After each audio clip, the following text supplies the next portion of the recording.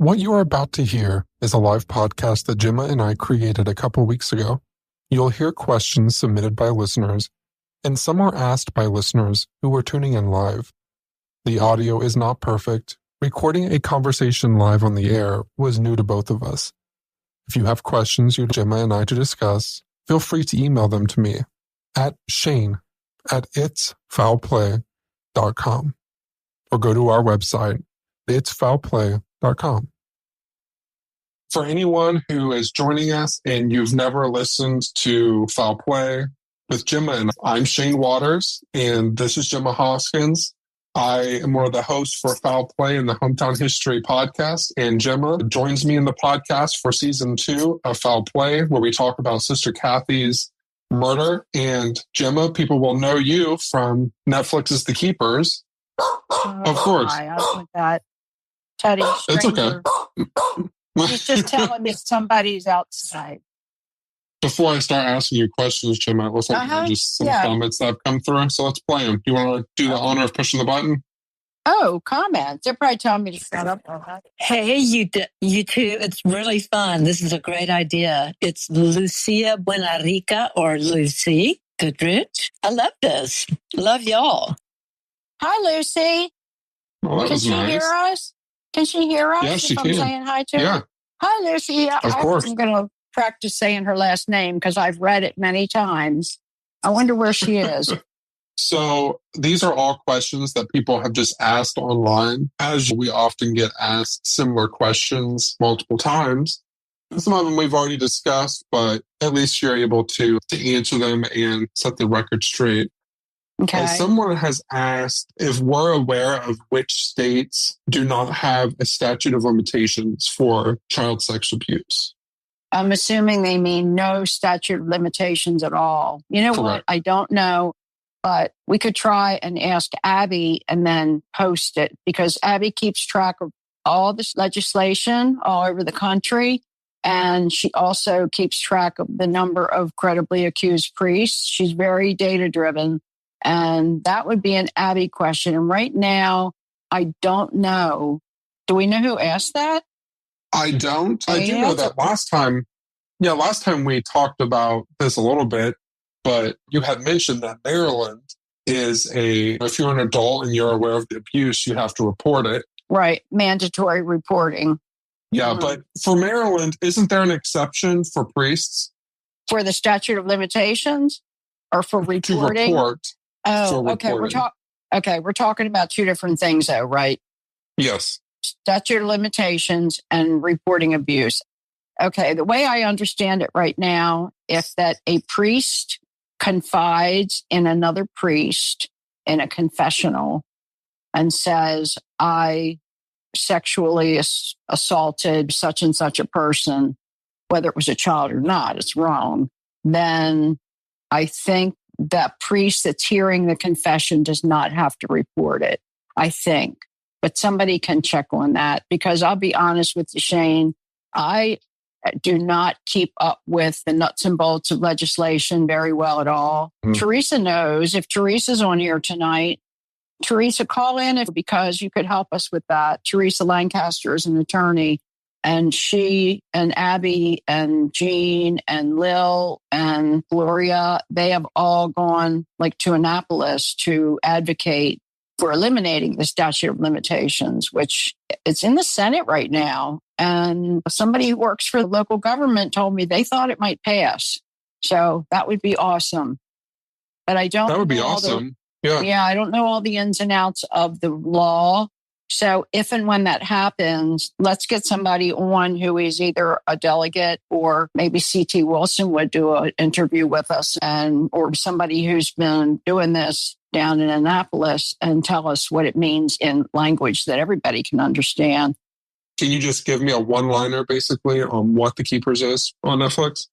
A one-liner? Gemma has never given a one-liner on anything. I knew you were going to say that. I haven't. All right. If you haven't seen The Keepers, I'm trying to do this in one sentence. If you haven't seen The Keepers, it is the story of the murder of my teacher, Sister Catherine Sesnick, in 1969 after she left Archbishop Keogh And we believe that she was killed because she was aware that the chaplain, Joseph Maskell, who was a priest, was sexually abusing girls in the school building and in other places around Baltimore. And the case has never been solved. And she died because of it. Does that do it? Yeah, that was a perfect summary. We have to keep that one so I can write it down and use it. Okay. Hopefully we'll remember it. Another question that we get asked a lot. I know that I ask you this question almost every time we have question and answer, but this is specifically about the necklace. They were wanting to know if it was definitely related to Sister Cathy. All right. As far as I know, it is not. It was a big deal in the movie. We took it to a jeweler, a gemologist, because we thought perhaps that Edgar Davidson stole it from Cathy in November and gave it to his wife as a Christmas present that year. And she told us that it was not typical at all of what he would give her and that it wasn't the color of a birthstone. So the necklace has been like this sort of piece of evidence, like in the game of Clue, you're not sure what is or what isn't. And so Debbie Yohn, who was Edgar's niece, was so very kind enough to want to return it to Cathy's family. And she did. And Marilyn, Cathy's sister, had it in her possession for a while. But at some point, both Cathy's family and the police, the detectives that were handling the case, came to an agreement that it was not bought. There was no purchase made of that necklace. And we started seeing the same necklace. We looked around on the internet and saw the same necklace is available very inexpensively still to this day in different stones. So that like somebody sent a picture in and said, my boyfriend gave me this for Valentine's Day. Or somebody said, my mom gave this to me when I graduated from such a place. So it was not meant as a wedding gift. We don't know what the little curls on it are unless they're just like a bow above the bell. And Marilyn Radakovic, who's Cathy's sister, returned it to the police so that they could return it to Debbie's family. And right now, I really don't know where it is, but it's not, to our knowledge, and from both the police and Cathy's family, I've been told that it is not connected to her disappearance or murder. The officer that was handling the cold case, Robin Teal, who's retiring this year, by the way, she told me that they knew Edgar was a petty thief and that he probably stole it, maybe from one of the girls he tried to pick up or from somebody that he was, I don't know, doing something bad to. I don't know. But it seems like she was pretty sure that it was not meant to be for Marilyn. We do also know, and this is not in the missing person report, there's some pages missing, but we do know that Cathy did visit the bridal registry in the Heck Company and inquire about how to open up a bridal registry since her sister was going to get married. So we don't have the records of that, though, or the person she spoke to, because that's one of the missing pages in the Maryland Public Information Act request that we submitted. In the next question, which I thought was a really good one, they wanted to know if you could share some of your memories, like personal memories of Cathy or interactions. Oh, absolutely. One of the best memories I have of her was when I was in the drama club, and you'd be in the club, but then you would have to have an audition for a show. And she did a lot of musicals. So the first time I auditioned, I was given a piece to read from some Greek play, which meant nothing to me. And we gave this little piece of paper. We were allowed to read it, but we were supposed to do it with expression and emphasis and all. So you have your little paper. It was like American Idol, but not with music. And she was sitting about maybe 8 rows back in the auditorium with nobody else there. And everybody who was trying out was like sitting way in the back. And so I got up there and I read this piece. It was something about Helen of Troy. And when I finished, she said, do it again, but I want you to really mean it. And I was like, shit, I do mean it. I want this part. So I got up and did it again. And then she told me to do something that I always had my students do in the classroom. She said, I want you to pretend I'm holding a trash can and I want you to throw your voice into the trash can. And so I just pictured her sitting there with a big old school trash can and aimed my voice, and it works. So a lot of times kids do not speak loud enough when they're in front of the class. So I always took the trash can and I moved it like halfway back in the room. And I said, now I want you to throw your voice in the trash can. And they thought it was fun and it worked. It made them speak louder. So then I got to be in the musical. That was one. Another memory I have, and I've told this one in my book, is I remember that in Cathy's classroom, we were in rows. I think there were probably 6 rows, maybe 6 chairs in each row, and like going back from the front of the room. And she was handing out test papers that we had taken on the Friday before. And they were all in her arm, all stapled together. And she put mine on my desk face down. I was like, oh, this isn't good. I was smart. My parents expected me to bring home good work. They didn't punish me, but I had high expectations of myself. So I looked at me, like raised an eyebrow, which I never have been able to do. I was like, oh my God, my dad's not going to like this. So I like peeked the corner. I like picked the corner of it up and peeked, like that was going to make it any easier. And it was an A. And she just started laughing and kept going. She was like funny and fun and beautiful. Another thing she always did, which as a teacher, I tried to remember to do, if she were writing comments on our paper, she would use our name in the comment, not like Gemma, good job, but it would be like, I'm really impressed, comma, Gemma, comma, with your interpretation of the raft in Huckleberry Finn. It made me think about another book I think you'd like, blah, blah, blah. So for a student to get back a comment like that, what would it tell you? It would tell you she read what you wrote. She wants you to read something else. And she appreciates what you did. And putting your name in the middle of the sentence, Shane, always makes the other person feel important. Did I just make you feel important because I used your name in there, Shane? Yes, you did, Gemma. No, you know what I'm saying. Yeah, It's a it really makes it nice personable. way. Yes. So that's 2 things that I remember. I have all good memories of her until she was no longer there. And then everything was sad. What parts of her teaching style did you pick up? Oh, my goodness. I watched everything she did because I remember thinking, why do I love being here and not like in science? Well, I don't like science that much, but why don't I like being in other classes the way I like being in here? The trick or the secret is that she facilitated learning. She didn't get up and tell us things. She encouraged us to find the answers. So, for example, if she said, what does the raft symbolize in Huckleberry Finn? And then you would say, I think it symbolizes independence, running away, escaping from something. And she would say, tell me why you're saying that. Why do you believe that? Or find something in the book that made you feel that way. So she's bringing the learning out.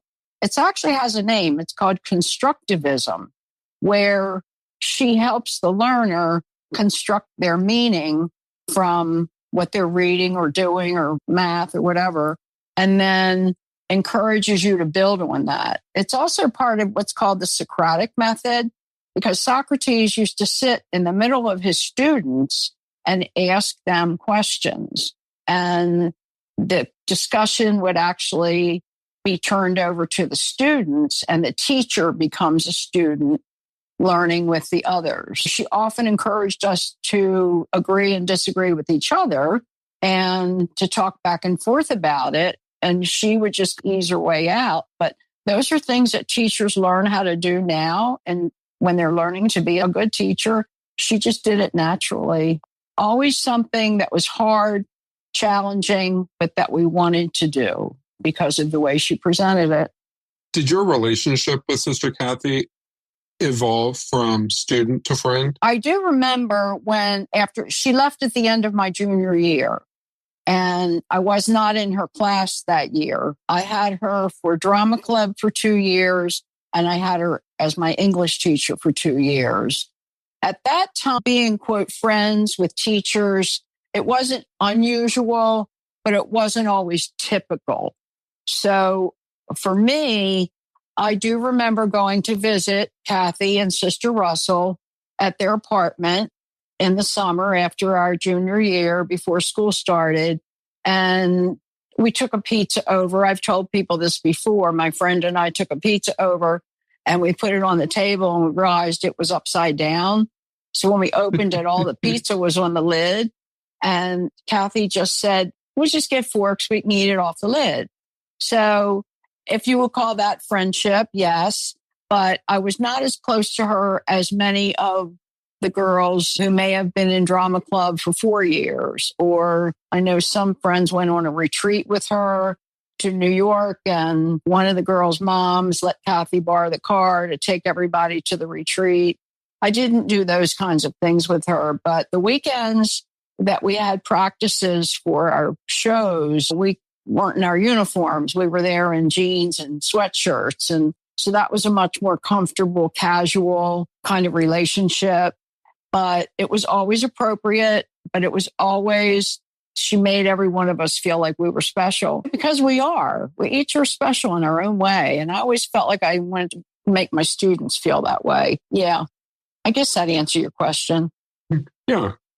With you feeling so close to Sister Cathy in terms of having that relationship with her during the investigation for the keepers, and since then, even through the podcast and talking to people, you learn details of her murder. How do you take that? Is it hard to? Well, it was something I had to learn how to do. And Cathy's family, her brother-in-law, Marilyn's husband, gave me a copy of Cathy's autopsy.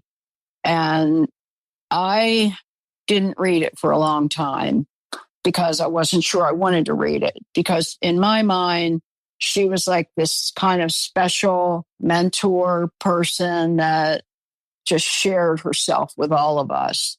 And then to think that somebody killed her and the state of her body was not that beautiful Cathy that we all knew, I had to work my way up to it. So I did look at it.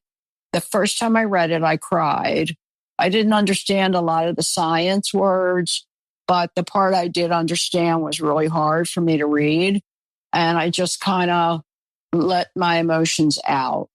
And then I waited, and then I went back, this time with a dictionary, and I looked up every word I didn't understand. There were a lot of technical medical words. And Shane, I don't know if everybody listening knows that you're now a coroner. It would be like clear as a bell to you because you're used to reading and writing this stuff now. I also wanted to mention that when we're doing podcasts and we're talking about details like that, like for example, when we talked to the hunter, he's telling us just his memories. He didn't know Cathy personally. But right. I know when we're hearing those details, oftentimes, especially after the interview, I know that we have to walk away from the situation to kind of regroup. Yeah. And we also do that when we're speaking with survivors. And I guess it's the living people that make me the saddest. I don't want them to feel bad for doing that because they're still carrying this burden and they're going to have it all their lives. Now, if I answer questions about the autopsy, and I have been doing that, I met with a group of 10 forensic science students by Zoom in another state, and they go to a virtual school, and all of their questions were based on forensics. And I told their teacher I was not going to give her a copy of the autopsy. There's something in me. I will never do that because it was not given to me with the thought of copying it and giving it to people. Now, somehow Alan Horn also got a copy of it and made many copies. I don't know how he got it because he didn't get it from me, but he gave them to many people, handing them out like bingo cards. And I won't do that. I will answer questions or I'll look something up for somebody, but I'm not going to give them because I know what happens. It finds itself all over the internet. People misunderstand. Trolls get mad or trolls say what Gemma said, and that's not what it says here. I'm not going to give people that ammunition anymore. Also, the same thing happened when we talked to Dr. Werner Spitz because he went into a lot of detail about her injuries. And I was excited and happy to talk to him because I'm like so starstruck. Shane, I'm your groupie. But anyway, I was just so awed. Even though he mixed it up with a different case, I just was hanging on every word. But then afterwards, I thought, no, this was my teacher, and her body had been out in the elements for 2 months. And it also makes me think I need to suck it up because poor Jean was taken to see Cathy a few weeks after she was killed.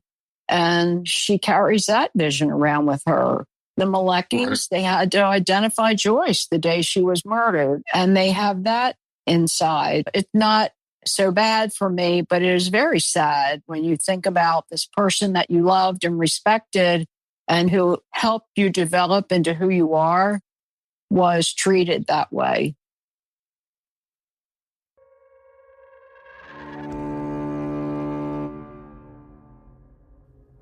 Foul Play is brought to you by Nutrafol. Did you know that 30 million women are impacted by weakened or thinning hair? That's right. It isn't just a male thing. So if you're among them, I want you to know that you're not alone and there's a solution that you can trust to deliver results. I have been using Nutrafol myself for several months and I honestly can't say good enough things about them. To date, I've noticed that my hair is much healthier. Before, I used to have a dry, itchy scalp that wouldn't go away, no matter how many times I switched to the newest and boldest shampoos. I also love how they have formulas designed specially for both men and women. Both are clinically shown to improve hair growth and thickness with less shedding. You can grow thicker, healthier hair and support our show by going to Nutrafol.com and entering promo code FOULCRIME to save $15 off your first month's subscription. This is their best offer available anywhere, and it's only available to U.S. customers for a limited time, plus free shipping on every order. Get $15 off at Nutrafol.com, spelled Nutrafol.com, promo code FOULCRIME, foul crime.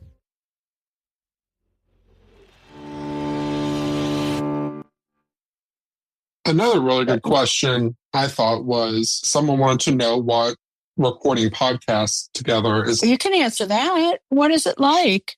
It's as whenever we're talking to someone, for some reason, normally people get a little nervous to hear the word recording. I think that one really good thing is we're both pretty good friends too. So we're doing a really good job, I think, at making people feel comfortable and just having a discussion, like friends chatting. The other thing I think that is really effective, Shane, is that you always tell them, and I usually remind you at the beginning to explain to them how this is going to work. And then you tell them that when we're finished, you're going to take out Teddy barking or Gemma sneezing or you sniffing or whatever.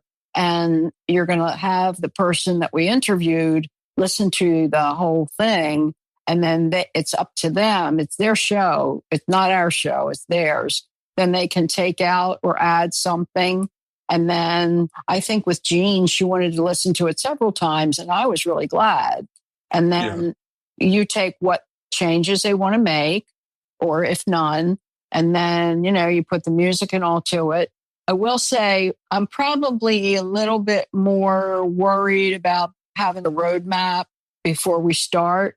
So if I write the questions and send them to you, I'm usually the one that says, okay, do you want to start or do I? Who's going to go first? And you're a little bit more, because you do it all the time. You do this like many times a week, I think. And I don't. And so I'm like being the teacher. And you're more, not unorganized, but you can do this in your sleep. And so I think we've learned to wait and let the other person's like alternate questions. The other thing I've had to learn to do is not to say, oh, yeah, or because listeners have given me feedback about that. I've never done radio before, and that's what a podcast is, an old-time radio show. It's exactly what it is before people had TVs. So I'm better on I'll write the questions and I'll find the person, and then you're the one that says, okay, let's put it together like this. And then when we're actually talking to them, I think we do a good job alternating. And I'm going to tell everybody, we text back and forth in the middle of some interviews, like the one with Sean Kane. And I'll be texting you saying, ask him this, ask him that. So it's been more of a learning experience for me than it has for you, I think, because you've been doing it longer. Yeah, I think that our team, the teamwork that we have, we definitely play off each other's strengths. It's nice that I'm a little bit more tech savvy when it comes to recording podcasts and producing. You think? Oh, come on, Shane.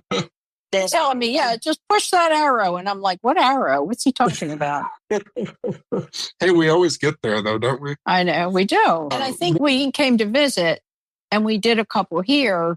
I think physically being around you and Alicia and going to see where things happened with you and a lot of people that were involved, that was a fascinating day, has made the podcast we did after that better because we have a better feel for each other's like demeanor and I don't know, personality. Yeah, up until then, it was all just remote. And what was that, a week?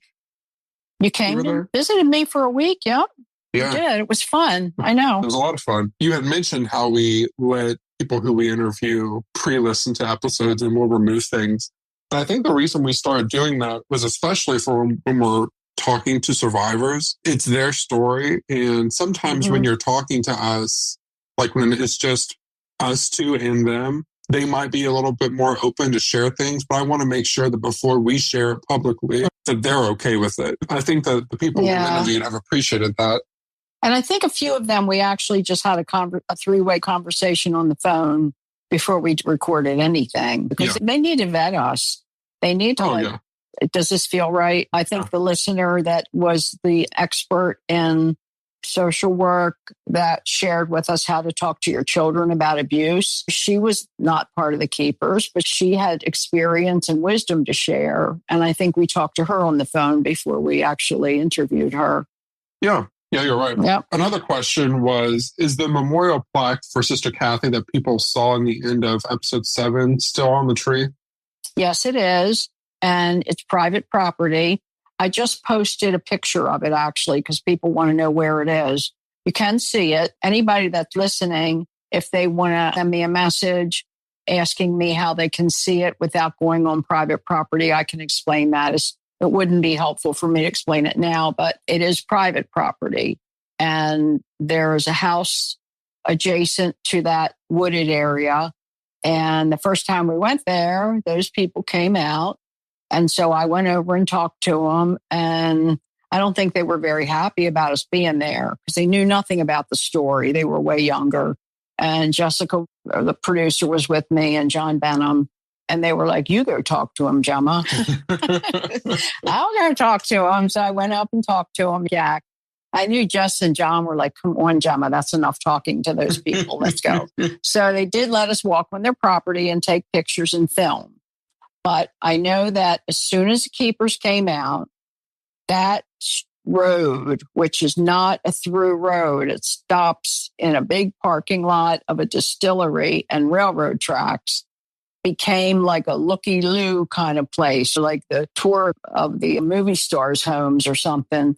And it's a very narrow road. You were there, and people would cruise down real slow, like a parade for days. And then they'd have to turn around in the distillery parking lot, drive back up again. They all wanted to stop and take pictures. And so, that's happened a lot. But now there is a no trespassing sign close to the road and up by listen to me saying road, like such a Baltimore accent, close to the road and up by the tree itself. But you can see it from the street. You don't have to get out and walk anywhere. If you know where you're looking, you can see it. Yeah, we saw it when we were there. Yeah. Just from the road. Someone else wanted to know if anyone has ever figured out what Cathy's letter to her sister said. Not a word. Nothing. So many theories. We don't even know where the letter is. We have no idea what it said. Now, and people get confused with that letter and the one that she supposedly wrote to Jerry Koob. It's two different letters, right? The one that you're talking about is the one that her sister Marilyn received, 5 or 6 days after Cathy disappeared. And Marilyn kicks herself, I'm sure, every day. Why didn't she open it? But she was so excited that she thought Cathy was alive. She called her dad, and he worked for the post office. And he said, do not open it and send in somebody to get it. So somebody picked it up. And in the back of my book, here, I'll plug it, Keeping On, is the missing person report. And in that report, it's a little confusing because there's one report that talks about Mr. Sesnick coming and bringing an envelope and turning it over to the police. And it doesn't say anything about the contents. And then later in the same report, it talks about the letter being turned over to the cops. So I don't know. Now, we know that it was entered as evidence, but I don't know if the envelope was entered, if the letter was entered, but it's not there anymore. And the police have a system. People saw this in The Keepers and might have been confused when Gary Childs, the detective, was interviewed by our filmmakers. They asked about the letter, and you could hear a voice off screen. That was Robin, who didn't want to be in the interview, said, or didn't want to be filmed, said, it's been entered into BEAST, BEAST. And BEAST is an evidence tracking system. So it had a number, it was entered in, and it's not there anymore. So I think it would be interesting to hear what people think the letter was about. Do you have an opinion about that, Shane? What do you think it was in it? I'm not really sure. You'll have to refresh my memory on this, but did she share with her sister at that point that she was leaving the convent? She had done that already because she let people know that at the end of the spring term at Keogh. And she did a letter that she made copies of. Shane, do you even know what a mimeograph machine is? No, I don't think so. Okay, it's an old-time copy machine, and you have to turn a big handle. I'll have to find a picture of it for you and send it to you. And so she made copies of that, and she sent them to a lot of people. One of our friends, Bruce, probably who's listening tonight, he was sent a copy because she was friends with him. And I have a copy of it. And it explains what they're doing and why they're doing it, and that they felt like they could make more of an impact on young people and their education by teaching outside of like the protection of, listen to that word, protection, right? Outside a Catholic school. She sent that letter in the spring of 1969. This letter was received by Marilyn after Cathy disappeared, but we don't know when it was mailed. Do you have an opinion about? And Marilyn told me it was thick. It wasn't like a greeting card, like a colored envelope or something. She said it was definitely a letter. I'm also curious how often she wrote her. Is that a thing? Did she just write her letters randomly? I have no idea. I never thought to ask. And the only reason I asked is because if she did, then that might give us an idea of what type of situations she would write letters to. But if she doesn't normally write letters, then that would mean to me that it's something significant. Me too. That's interesting. I never thought about to ask how often Cathy wrote to her. I'm assuming she did because Marilyn was in nursing school and Cathy was in Baltimore. I don't know. I think the most logical conclusion, if she didn't normally write to her, might be that she may have said to Russell, could you mail this if something happens to me? Especially after the two priests came into the apartment the night before. And I think that is significant about what happened the next day. Yeah. Now, when they left, apparently neither Cathy or Russ was upset enough to not go to school the next day. You know, if somebody came bursting in here and threatened me to keep my mouth shut or they were going to kill me, I don't know. I don't know what I would do the next day. But our friend from Western High School, Juliana Bertaldi, who had Cathy that year, spoke to her that day. She said Cathy seemed fine.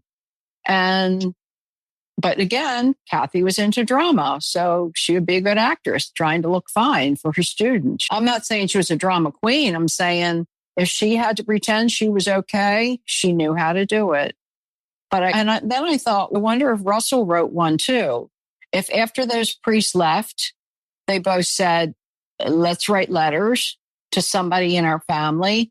And if something happens to either one of us, the other one will mail it. That would make sense to me if they were both afraid And maybe they wrote down everything that happened and then sealed it and stamped it and said, if something happens to me, send this to my sister. If something happens to me, send this to my uncle. But we will never know. We will never know. I'll ask this question, but it'll be the last one. I'll be more in this. But do you think that Russell was really scared? Do you think that's why she kept quiet? I think she was terrified. But she also was very quiet. Cathy was more outgoing, more gregarious, more talkative. Russ was, oh my God, she was such a sweetie. She made me understand algebra without making me feel like an idiot. And she was very pretty, sweet. I don't believe she did anything wrong. I really don't. People like to talk about her. She's dead. It's easy to talk about people that are dead. People that like me now are going to be real mean about me when I die. So Shane, you better not let that happen. Anyway, so I'm not dying, everybody. I'm just saying. I've thought about it. But I think she was threatened all her life. I think whoever it was that hurt Cathy kept reminding her that they could hurt her too. And I think that's what happened. I'm surprised she didn't move to another state and change her name. But maybe that would be more obvious than staying around and keeping her name. When The Keepers was being made, the filmmakers wanted to interview her husband. And he specifically asked for everybody to please leave him alone and his kids. He has 2 sons, grown, and everybody respected that. So I don't know what he knows. He claimed at the beginning he didn't know anything. And Russell was good friends with our buddy Chris Centofanti and said Chris tried to get her to talk about it many times because they knew each other when they lived in Carroll County. Chris was their real estate agent. And Russell said to her, I have a different life now. I'm not going back there. But Russ would definitely, there are some people who can wrap something up inside them so that they are not thinking about it and they are turning a corner. But that doesn't mean it's not like festering in there somewhere. And I really believe in holistic health, not that we're into like, what do we believe spiritually, but I think that she died of melanoma at a young age, like in her 50s. And Jean's husband died of esophageal cancer when he was young. And it often has to do with what's going on in your life. Like when Jean talks about everything he had to swallow, well, it was a lot of hard stuff and your body turns on itself. For Russ, it could be that she just couldn't hold it in anymore. And she developed melanoma, which sounds almost trite, but it does happen. It happens that way. Look at how many people that have high stress jobs that die of a heart attack. Bodies and their minds are all connected. So I think that she was threatened all her life. And I think that she had to make a decision. People criticize her. But Shane, if you had to make a decision between saving yourself and your family or telling the truth, what would you pick? I think that the question would have to go a little bit more beyond that because at the time, Russell was a woman, a man's world. Yeah. And she was up against Catholic priests. If I put myself in that situation, there's no way that I would feel comfortable. They just killed my best friend. What stopped them from killing me or anyone that I care about? But I think even as she got older, I think she had to make the decision, do I protect my husband and my sons and myself, or do I tell the truth? I would protect my family because, and something you just said made me think of, about being a woman in a man's world. People criticize her for calling Jerry Koob, but we know the cops were involved in the abuse, and we know that Cathy and Russ knew about the abuse. And so what is she going to do? Call the people that are hurting her, that probably just killed her best friend? Right. I don't think so. I think it made sense to me. She called Sharon and then she calls Jerry because who else is going to help them? Yeah, that whole thing is very hard to understand. But anyway. Yeah. Any other questions?